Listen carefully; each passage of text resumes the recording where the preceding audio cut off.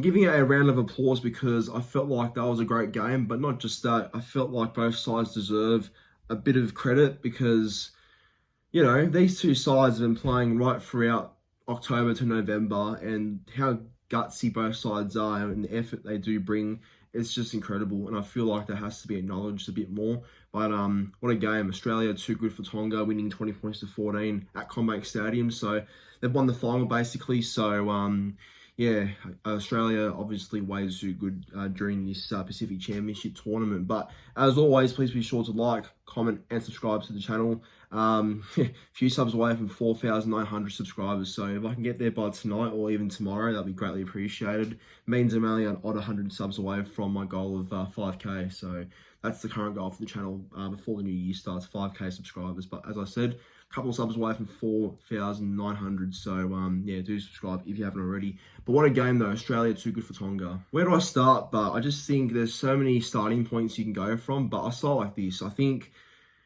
early on, I felt Tonga were way more physical and stronger than Australia. You could tell by the big hits they're putting on. Australia couldn't handle Tonga's physicality. Our forwards early on were just a bit too tired. And I think Tonga's were just a bit more rejuvenated and a bit more ready to go. You could tell the fans were getting behind the Tongan side too, which probably helped them, I guess, feel confident and get momentum early in the game, which they did. But I think as time went on, I just felt like Australia matured a bit more and sort of found more of a way to win the game. And that's not saying Tonga were rubbish, like at that point. No, they weren't. They were very gutsy throughout the whole game. They gave it a real red-hot crack, and not many people expected them to really push Australia, but they did, and that's fair credit to them. But it's just, yeah, I feel like Australia really just knew how to play the long game better than Tonga. I think the key players showed what they can do at the right time. Like Tom Dean was obviously one of the players of the match. He was absolutely fantastic for Australia. Yeah, he's a gun, Tommy did. And so, yeah, another class game by him. The other Tom Turbo, my man. Yeah, what a great game by him. He was excellent. He could have had 4 tries and could have set up Lomax for a try too, which would have been nice, but is what it is. We still got the win. Australia obviously winning was just what I guess was wanted and probably needed. So yeah, that's the main thing in the end. But I'm not going for anyone obviously, but I say we because obviously Australia is a side I have a preference for more. But what it is, I guess. But yeah, Australia too strong. And as I said, the key players sort of striked at the right time. I don't think there was much into it. I think Tonga's errors, yet again, sort of costed them. I think in the first time these two sides played at Commbank Stadium, I think errors were a big part of the reason why Tonga fell short to Australia. So, I sort of said before, if they can fix their errors up, they will be a lot more competitive. And I felt like for at least the first half, when there was not many errors by Tonga, they were right in the game. But I think towards the end of the game, when probably that last try to maybe Turbo, like his double, like the second try he scored, I think after then Tonga sort of felt flat and didn't know how to handle that adversity, I felt like. So that's when the errors kicked in and they sort of fell to a flat spot for most of that second half. But yeah, they were very strong, very well-rounded for most of the game. Just a couple of errors, I think, really cost them towards the end there for Tonga. But hopefully for their sake, experience, and hopefully, just building from this experience makes them a better side for the next Pacific Championship tournament because, yeah, there's a lot of talent there. Tonga is still a very young side with not many players in that current group that have played much international footy, so I'm sure they'll all grow as players and whatever. But yeah, look, obviously Australia are a fairly new side too, like Tom Deed and Mitchell Moses, Edwards,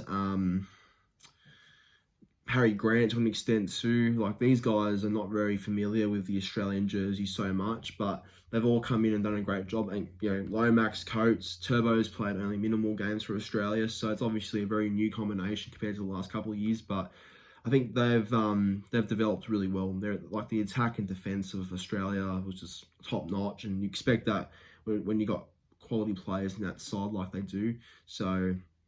But yeah, it wasn't much into it. I think Tonga could have won, but you know what I reckon though? I think if Tonga had a better halves pairing, they would have won the game. I'm not saying, oh look, they could have, but I'm not saying, look, they could have won the game. I'll say that. They could have won the game if they had a better halves pairing. I think Isaiah Katoa's fine. And I know Lola here set up a nice try for Hamali Olakawatu in the second half for that grubber kick, but I just think, though, they've got to find someone else. I don't know whether Latu Fainu comes into consideration next time, but I just think Katoa and Lola here don't work. I mean, their attack was very clunky at times too. Sometimes they did some nice things, but there's more bad than nice in their players. And I just feel like Katoa and Lola here don't mix. And I think a lot of Tongans fans would agree with me too, just because it's a proven combination that does not work, unfortunately. But yeah, Lola here wasn't terrible, but I just don't think he offers enough. So we'll see what Christian Wolf does next time Tonga do play, whether he keeps Lola here or not. But I would personally change something up there, just purely so that their attack can be fixed, I think. But yeah, look, I think, again, Tonga, gutsy, but Australia too good. A couple of players I thought were great for both sides and kind of the best on ground. For Australia, I'll start with, first of all, well, I said it before, Tom Dearden was obviously, I think, in my opinion, man of the match. I think he was the best player on ground by far. Turbo closely followed behind, so not much between those two. But Turbo was definitely one of the better players on ground too. I thought Mitchell Moses had a fair game. Defending Olakawatu is not an easy task, and I thought his defence was quite good on Olakawatu for most of the game. Zach Lomax tried hard, but definitely could have done a bit more. Lindsay Collins was very gutsy. Like, I thought he was really in the game. Like, every time, there was a chance for him to run the ball or make a big tackle, he'll take it. He was always in the game. Lindsay Collins, very hard worker, very hard-working tradesman style prop, which he already is, and yeah, prove that again this afternoon. If I'm to give one more, I thought the Hammer was pretty good. I really thought the Hammer played quite a strong game. So yeah, I'd say for Australia, most of those guys were the best on the ground for them. And for Tonga, League Hopewade was excellent. I think he has a big future at Manly. I've already said that so many times, but he's a special talent, very special. He's only 19, but he plays like a veteran. Very smart player. He never looks like he's going to struggle catching a ball. Like, there's a couple of times where a couple of the Australian players were targeting him and really trying to compete for the ball. Like Zach Lomax, for example, who's known for being a great jumper and he catches most of those balls in the air. But Hopewade is very calm and cool and collected and catches any ball in the air like it's nothing. So that's where the maturity, I think, in his game comes from.